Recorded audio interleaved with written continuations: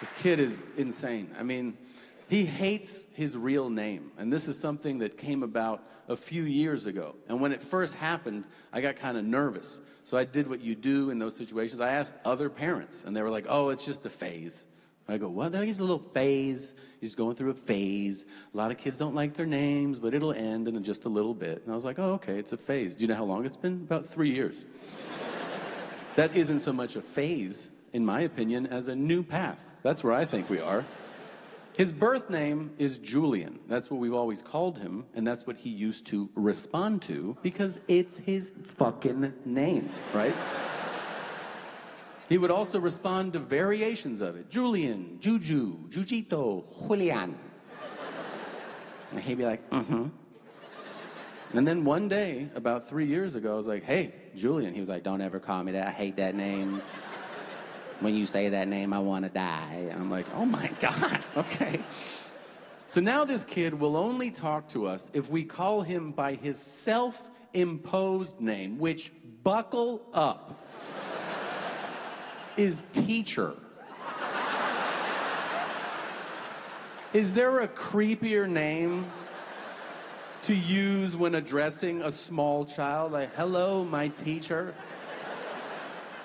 Is this The Shining? Because it feels like it.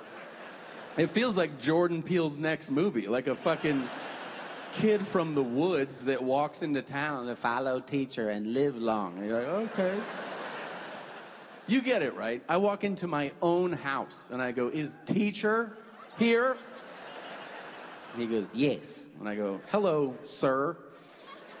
And people have the balls to ask me, they're like, are you worried? Of course I'm fucking worried.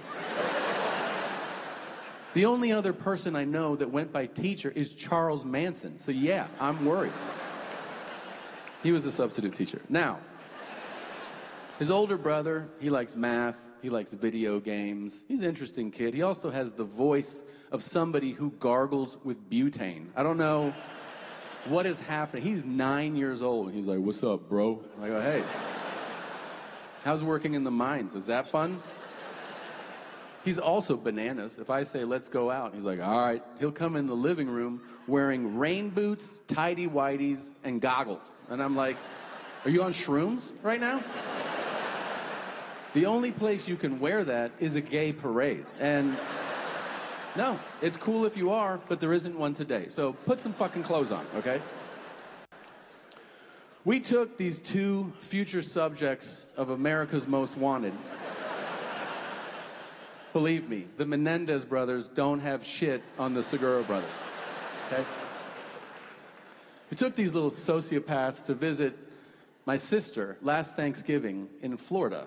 And on Thanksgiving Day, we did what a lot of families down there do. We just went on a family walk, like a nice casual stroll. And on this family walk, we ended up at a little pond.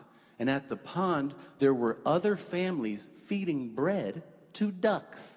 It looked like a painting. And I remembered, as we approached, thinking to myself, I wonder how my boys will ruin this, right? So we walk up, and this guy sees me. He goes, oh, hey, man, you want some bread? I go, yeah, thanks, dude. And then I turn to fucking teacher.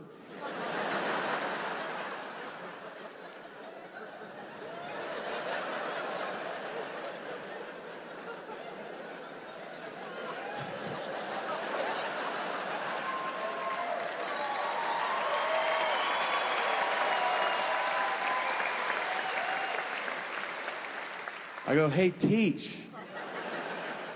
Bread? And he goes, give me that. And he's just like throwing it as hard as he can. And I'm like, all right. And then I turn to his brother. I go, here you go. He goes, I don't want that. I go, what? He goes, I don't need that. Happy Thanksgiving. And then he just walks up to the edge of the water and he grabs a duck by the neck. And he holds it up like he's Genghis Khan, okay? He's like, you know, the duck is like, bah! And I look at teacher, and teacher's like, I go, what are you doing? He goes, we can cook it. I go, no. We're all set today, pal. He goes, can I keep it? I go, of course not. He goes, you're never fun. I go, let it go. And he goes, oh. And then I turn and I see all the other parents are like, ha. And I go, he's a foster kid, like they're bad, you know? They're trying to make him good for you guys. Yeah. Well, you know, we got him in Ukraine. He's been a handful. He's blonde. They bought it. This is what it's like to be the father of a 6-year-old boy. My son, yeah, that's called an A1 setup. That's why I'm a big-time comedian. Sure.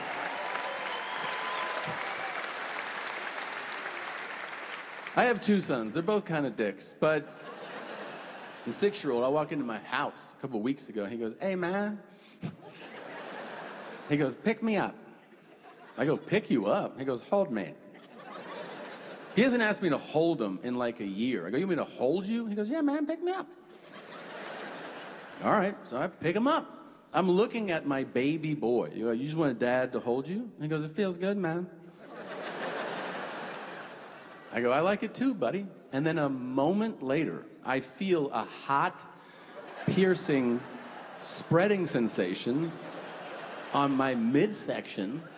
I go, are you peeing on me? And he goes, yeah. I wanted to hit him so bad. Like, really hit him too, you know? Like, knock his fucking teeth out of his mouth. But I didn't. I dropped him. I go, are you hungry? You thirsty? Is that why you did that?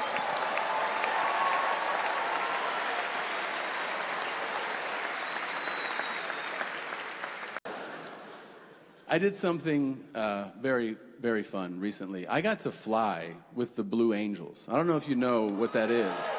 Oh, wow. Wow. For those of you that don't know, that is the U.S. Navy's aerial show program. They put on shows all over our country that are unbelievable. These are elite fighter pilots that are flying in fighter jets 18 inches apart, and they do these wild acrobatic stunts. And I went to the show, and it was amazing. And then afterwards, I met one of the organizers, and very casually, I was like, yeah, I wish I could go up in one of those. And they were like, yeah, you can. And I go, what the fuck, really? And they go, yeah, if you come to Pensacola, Florida. And I was like, ugh. Okay. So I went to Florida. I went to the base, and I met one of the pilots. This dude looked like he was designed in a lab, and then AI just shit him out, okay? This is one of the most beautiful men. I think about this guy every day, okay? My last thought before I go to bed at night is his jawline, and then I go, and I fall asleep. So I walk up to him, I go, hey, I'm Tom. And he goes, I'm 7. Whatever you say, Daddy. If you're a 7, I'd hate to meet a 10. You know what I mean? So 7 tells me, he goes, hey, we're going to do some wild stuff up there. So don't eat a lot. Because if you eat a lot, you will definitely throw up. And I go, oh, wow. What if I throw up? He goes, I'll give you a little baggie, and you can puke in that. I go, thanks, dog. What if I shit? And he goes, people don't shit.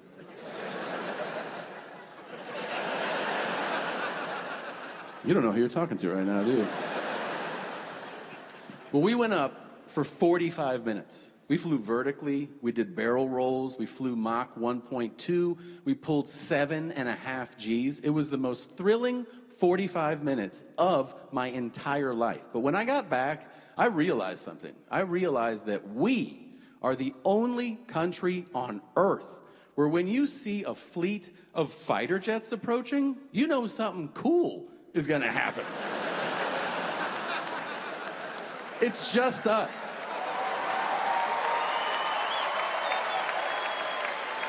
Right? Like, dude, We send them to the Daytona 500 to kick shit off so that every asshole there can go, look at that. That's fucking cool. You're like, yeah, here. But if you're in the Hindu Kush province of Afghanistan and you see 7 F-22s, you're not like, oh yeah, today's the race. You know, you just go, ugh. And that's it. That's the last fucking sound you ever make before you hear, and then there goes your mom's village. All right, so USA. Now, well, sure. Why not? Hey, did you know that in Guantanamo Bay, Cuba, at the naval prison that houses some of the most dangerous men on earth, and also other people who have never done anything. Did you know? Look it up. Did you know that the guards there are specially trained? Now, I know this because I went there. I went to Guantanamo Bay, Cuba, to do shows for fucking us. Yeah, for the troops. They weren't like, here's the 9/11 planners, why don't you give them a giggle? That'd be insane if they're like, get in there and you make Khalil Sheikh Mohammed laugh. And I'm like, what the fuck?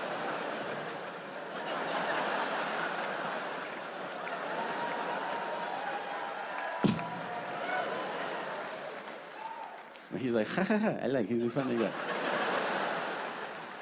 So when you go to Gitmo, you don't just buy a ticket, right? You fly to Florida, and a military plane picks you up, and they take you to the base. And you're greeted by high-ranking naval officers, and they're pretty formal. They go, thank you for coming. We're all excited for your show. We're going to put you in the special housing unit. Let us know if you need anything. And you go, thanks very much. And then they pass you off to some Marines who are a little different. And then first thing these guys said to me, they go, you want to see some shit? I go, yeah, fuck yeah, of course, yes. So these guys put me in a Jeep, and they took me to a hilltop. And right away, they're like, you shouldn't be up here, man. This is classified. I go, you just fucking drove me here. And they're like, all right, good point. And they point to this white building in the distance. They go, that's level 4. That's what you see on the news. I go, wow. And then they tell me this fascinating insight. They tell me that the guards there are specially trained. So I assume they're talking about Navy SEALs. They go, no, no, no. They're trained for their demeanor, how they carry themselves. I said, what do you mean? They said, well, the prisoners often protest their imprisonment by throwing their feces and their urine in the guards' faces. And the guards are not allowed to retaliate. They're only allowed to say 2 things back to the prisoner when that happens. They're allowed to say, are you hungry? Or, are you thirsty? That's it. And if the guard, it's funny when you think about it. If the guard does retaliate, the guard can be court-martialed, meaning you can go to prison for retaliating against someone who threw shit and piss in your face.